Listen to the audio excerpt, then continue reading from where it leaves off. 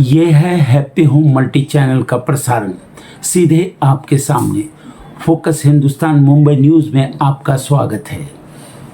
मैं हूं माजिद सिद्दीकी। दुआ सलाम, आदाब, जय भीम। दुनिया बदल रही है, देश वही है, वही रहेगा।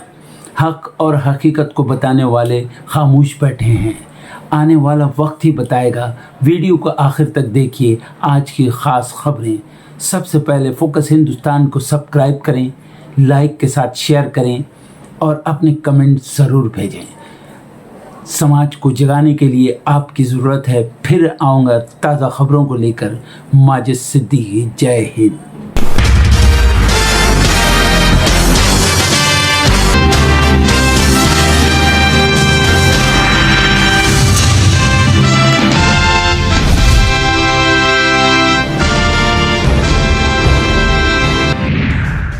राहुल गांधी के खिलाफ मानहानि मामले में आज भिवंडी कोर्ट में सुनवाई। राहुल ने महात्मा गांधी की जान जाने के लिए आरएसएस को बताया था जिम्मेदार।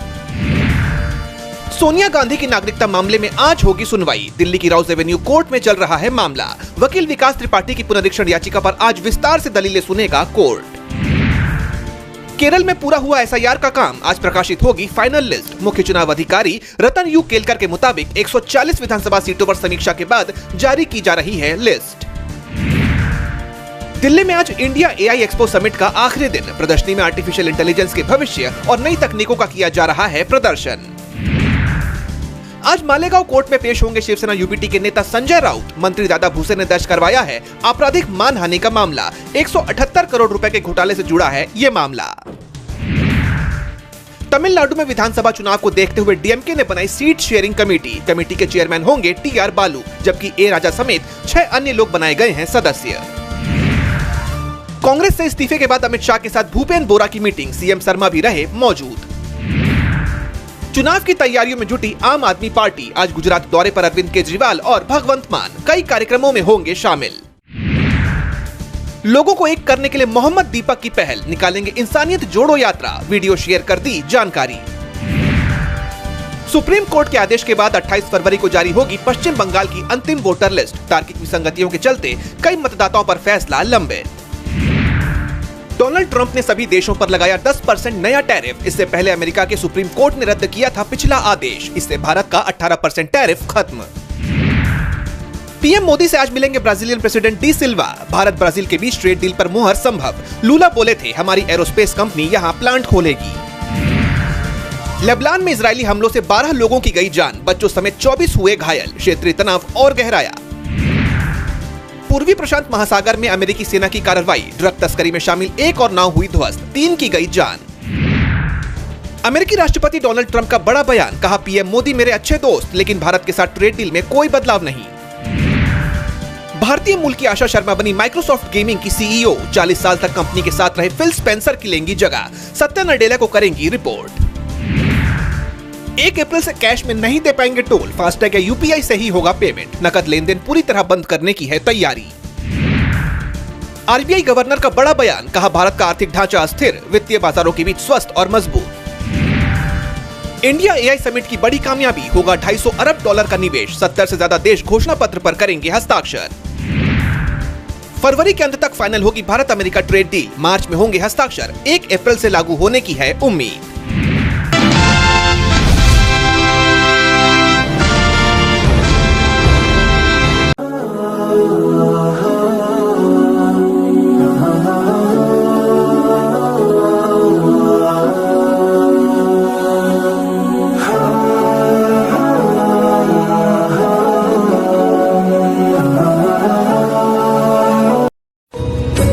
भूख प्यास ये सख्ती तो एक सादत है।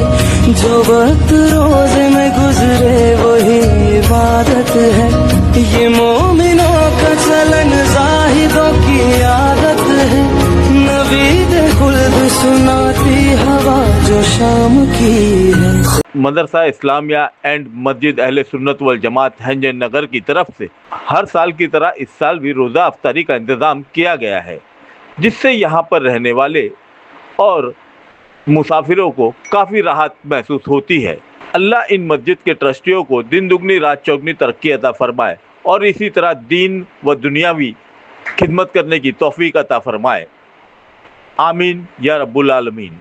ए अल्लाह, तू ही हमारा रब है, तेरे सिवा हमारा कोई सहारा नहीं। ए अल्लाह, हमारे तमाम गम, परेशानियां और मुश्किलात दूर फरमा। हमारे दिल को सुकून और हमारे जहन को इत्मीनान अता कर। जहां रास्ते बंद हो चुके हैं वहां से हमारे लिए आसानियां पैदा फरमा। ए अल्लाह, हमारी मेहनत को कबूल फरमा और हमारे नसीब को बेहतर बना दे।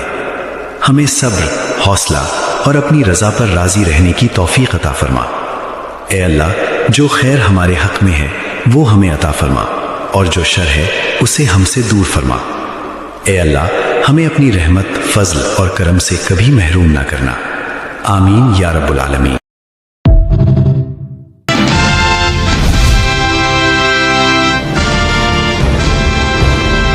एक बार फिर आओ, ये देश पुकार उठा। कांग्रेस सांसद और लोकसभा में विपक्ष के नेता राहुल गांधी महाराष्ट्र के भिवंडी कोर्ट में पेश हुए। ये पेशी 2014 के एक पुराने मानहानि मामले में हुई। इस दौरान कांग्रेस के प्रदेश अध्यक्ष हर्षवर्धन सपकाल राहुल गांधी के नए जमानतदार बने। दरअसल इससे पहले पूर्व केंद्रीय मंत्री शिवराज पाटिल राहुल गांधी के जमानतदार थे, लेकिन उनके निधन के बाद कानूनी औपचारिकता पूरी करने के लिए राहुल गांधी को नए जमानतदार की जरूरत थी। मुख्य न्यायिक मजिस्ट्रेट की अदालत में हर्षवर्धन सपकाल ने ये जिम्मेदारी उठाई, जिसके बाद कोर्ट ने राहुल गांधी की नई जमानत स्वीकार कर ली। आइए एक बार समझ लेते हैं कि यह मामला क्या है। दरअसल ये विवाद 12 साल पुराना है। 2014 के लोकसभा चुनाव के प्रचार के दौरान राहुल गांधी ने भिवंडी में एक चुनावी रैली को संबोधित किया था। उन्होंने कथित तौर पर कहा था कि महात्मा गांधी की जान लेने के पीछे आरएसएस के लोगों का हाथ था। इस बयान के खिलाफ आरएसएस के एक स्थानीय पदाधिकारी राजेश कुंटे ने मानहानि का केस दर्ज करवाया था। तब से यह मामला अदालत में विचाराधीन है। आज की सुनवाई में कोई क्रॉस एग्जामिनेशन नहीं हुई, बल्कि सिर्फ जमानत से जुड़ी औपचारिकता ही पूरी की गई। अदालत में पेश होने के लिए राहुल गांधी सुबह दिल्ली से एयर इंडिया की फ्लाइट लेकर मुंबई पहुंचे और वहां से सड़क मार्ग से भिवंडी कोर्ट पहुंचे। कोर्ट परिसर के बाहर बीजेपी कार्यकर्ताओं ने उन्हें काले झंडे दिखाकर विरोध प्रदर्शन किया, लेकिन पुलिस ने तुरंत हस्तक्षेप कर स्थिति को संभाल लिया। ठाणे पुलिस ने सुरक्षा के कड़े इंतजाम किए थे। कोर्ट के 100 मीटर के दायरे की दुकानें सुरक्षा वजहों से बंद रखी गई थी। इस दौरान एनसीपी शरद पवार गुट के सांसद सुरेश महात्रे उर्फ बाल मामा ने भी राहुल गांधी से मुलाकात की और मामले के इतने लंबे समय तक खिंचने पर निराशा जाहिर की। पेशी के बाद राहुल गांधी वापस मुंबई हवाई अड्डे के लिए रवाना हो गए। जाते समय उन्होंने हाथ हिलाकर अपने समर्थकों और जनता का अभिवादन किया।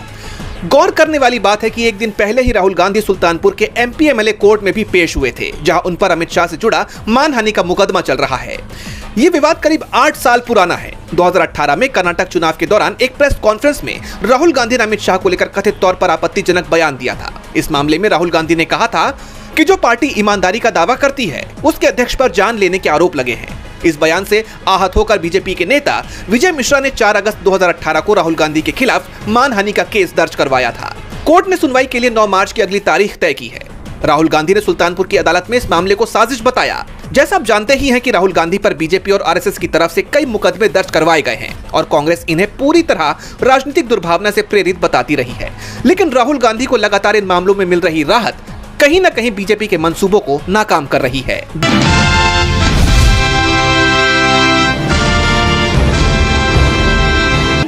तुम चाहे चुप रहो मगर हम बोलेंगे। बिहार की राजनीति में राज्यसभा चुनाव को लेकर अचानक सियासी तापमान बढ़ गया है। 5 सीटों के लिए होने वाले चुनाव में जहां अब तक मुकाबला सीधा एनडीए बनाम महागठबंधन माना जा रहा था, वहीं अब असदुद्दीन ओवैसी की पार्टी ऑल इंडिया मजलिस इत्तेहादुल मुस्लिमीन यानी कि AIMIM ने खेल की पूरी दिशा बदल दी है।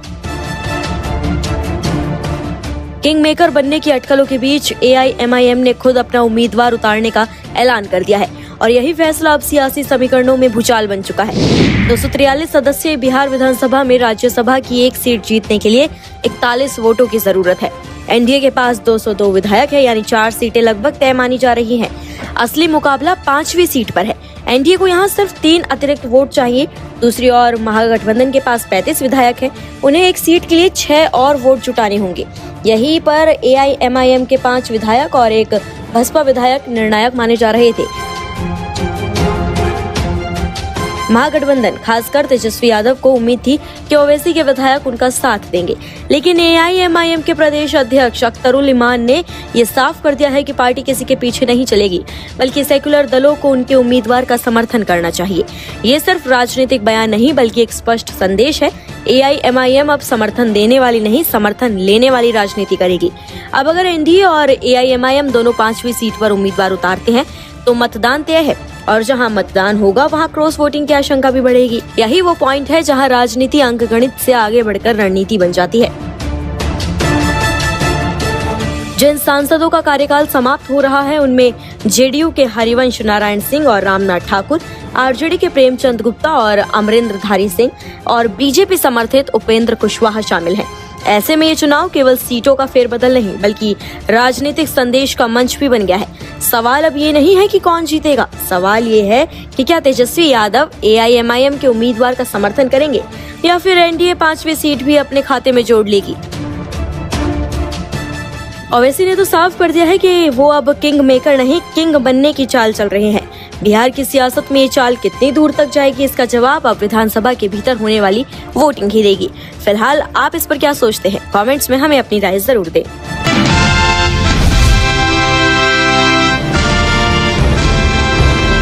एक तरफ देश में AI समिट का आयोजन किया गया तो दूसरी तरफ देश में AI को लेकर नए नियम लागू हो गए हैं। AI के इस्तेमाल से जुड़े जोखिम को देखते हुए सरकार ने ये नियम प्रभावी कर दिए हैं। केंद्र सरकार की तरफ से अधिसूचित IT यानी डिजिटल मीडिया एथिक्स कोड नियम 2021 में नए संशोधन किए गए, जो 20 फरवरी 2026 से पूरे देश में लागू हो गए हैं। प्रधानमंत्री मोदी ने भी AI इम्पैक्ट समिट में डीफेक को समाज के लिए खतरा बताते हुए इन सख्त नियमों का समर्थन किया है। अब इंटरनेट पर किसी भी सिंथेटिक कंटेंट को शेयर करना भारी पड़ सकता है। सरकार ने साफ किया है कि फर्जी सूचनाएं फैलाने वालों के खिलाफ भारतीय न्याय संहिता यानी BNS और पॉक्सो एक्ट जैसी गंभीर धाराओं में कार्रवाई की जाएगी। नए नियमों के तहत वीडियो और फोटो पर AI जनरेटेड स्टैंप अनिवार्य होगा, यानी किसी भी AI जनरेटेड कंटेंट को पोस्ट करने से पहले उस पर स्पष्ट AI लेबल या वाटरमार्क लगाना होगा। लेबल हटाने पर सख्त कार्रवाई होगी। एक बार लेबल लगने के बाद उसे हटाना अपराध माना जाएगा। प्लेटफॉर्म्स की जवाबदेही भी तय की जाएगी। सोशल मीडिया कंपनियों को ऐसे टूल्स बनाने होंगे जो AI कंटेंट को अपलोड होते ही पहचान सके। बिना वेरिफिकेशन के ऐसा कंटेंट प्लेटफॉर्म पर नहीं दिखेगा और 3 घंटे में हटाना होगा गैर कानूनी कंटेंट। अगर सरकार या कोई यूजर आपत्तिजनक कंटेंट हटाने का निर्देश देती है तो सोशल मीडिया प्लेटफॉर्म को उसे 3 घंटे में हटाना होगा। पहले यह समय 36 घंटे था। 3 महीने में चेतावनी का प्रावधान, यानी कंपनियों को हर 3 महीने में अपने यूजर्स को जागरूक करना होगा कि AI का गलत इस्तेमाल करने पर उन्हें जुर्माना या जेल हो सकती है। नो गो जोन, बच्चों से जुड़े अश्लील कंटेंट, फर्जी दस्तावेज, हथियार और डीप फेक फोटो वीडियो को पूरी तरह प्रतिबंधित श्रेणी में रखा गया है। यूजर की घोषणा जरूरी। कोई यूजर अगर कंटेंट अपलोड करेगा तो उसे ये घोषित करना होगा कि सामग्री AI से बनी है या नहीं। वहीं इन नियमों का पालन न करने पर सख्त एक्शन भी लिया जा सकता है। सरकार ने AI जनरेटेड कंटेंट के नियमों के उल्लंघन पर कानूनी कार्रवाई का भी प्रावधान रखा है। हालांकि सरकार ने यह भी साफ किया है कि ऑटोमेटेड टूल्स और तकनीक का इस्तेमाल करके SGI की पहुंच को हटाने को IT एक्ट के धारा 79 की शर्तों का उल्लंघन नहीं माना जाएगा। ऐसी कार्रवाई को नियमों के तहत माना जाएगा।